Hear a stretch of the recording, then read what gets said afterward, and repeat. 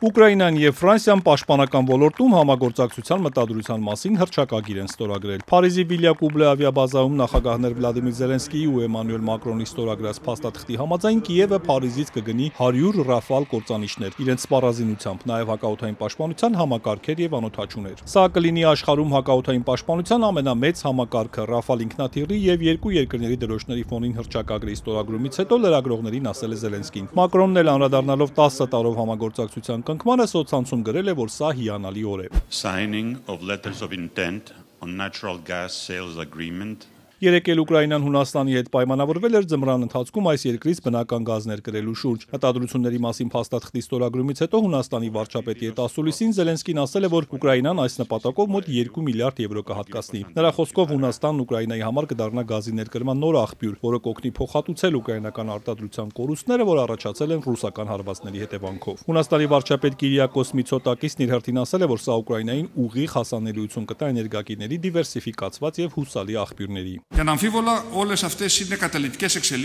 անկասկած այս ամենը կարևորագույն նշանակություն ունի ռուսական բնական գազից վերջնականապես հրաժարվելու ճանապարհին, քանի որ Եվրոպան կդադարի ռուսական գազ գնել, որն այլևս չի կարողանա մեր մայրցամաք մտնել քողարկված տեսքով։ Մինչ նախագահ Զելենսկին ձմռանն ընդառաջ փորձում է ռազմական աջակցություն ու էներգետիկ կայունություն ապահովել, Ուկրաինայի ազգային անվտանգության եւ պաշտպանության խորհրդի քարտուղարն իր հերթին հայտնել է, որ Ուկրաինան եւ Ռուսաստանը համաձայնել են վերսկսել գերիների փոխանակման շուրջ բանակցությունները։ Ըստ Ռուստեմ Ումերովի համաձայնությունը ձեռք է բերվել Ստամբուլում, Թուրքիայի եւ Արաբական Միացյալ Էմիրությունների միջնորդությամբ կայացած խորհրդակցությունների արդյունքում։ Կիևը մտադիր է ապահովել, որ ուկրաինացի գերիները նոր տարին եւ Սուրբ Ծնունդը տանը նշեն, ասել է Ումերովը։ Այս բանակցությունների արդյունքում կողմերը համաձայնել են ակտիվացնել Ստամբուլի պայմանավորվածությունները։ Խոսքը վերաբերում է 1200 ուկրաինացիների ազատ արձակմանը։ Տեխնիկական խորհրդակցություններ կանցկացվեն մոտ ապագայում։ Վերջին անգամ կողմերը գերիներ փոխանակել էին հոկտեմբերի 2-ին։ Կրեմլի խոսնակը հաստատել է, որ շփումներ են ընթանում, սակայն չի մանրամասնել։ Ռազմագերիների փոխանակման վերաբերյալ շփումներ կան փորձագիտական մակարդակով, քննարկումները շարունակվում են, սակայն ես հիմա ձեզ որևէ կոնկրետ մանրամասներ չեմ տա։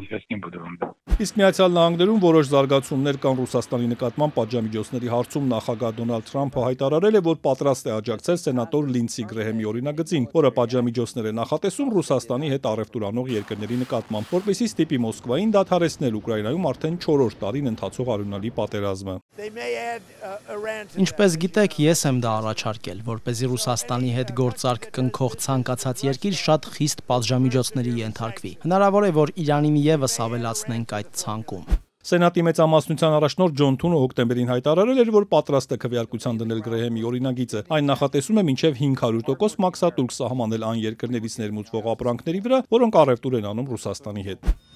Դիվանագիտական այս զարգացումներին զուգահեռ ռուսական զինուժը գիշերը հրթիռակոծել է Խարկովի մարզի Բալակլիա քաղաքը, սպանվել է 3, վիրավորվել 15 մարդ, այդ թվում դեռահասներ։ Վնասվել են 13 բազմաբնակարան շենք, նաև առանձնատներ։ Եվս 2 զոհ կա Դնեպրոպետրովսկի շրջանի սահմանամերձ Նիկոպոլ քաղաքում։ Ռուսական անօդաչուների հարվածներից վնասվել են Օդեսայի նավահանգստի եւ էներգետիկ ենթակառուցվածքները։ Ռուսական կողմը հայտնել է, որ եւս 3 բնակավայր է վերցրել։ Ուկրաինական զինուժն իր հերթին հարվածել է Ռուսաստանին, այդ թվում Սամարայի մարզի Նովոկույբիշևսկ քաղաքի նավթավերամշակման գործարանին։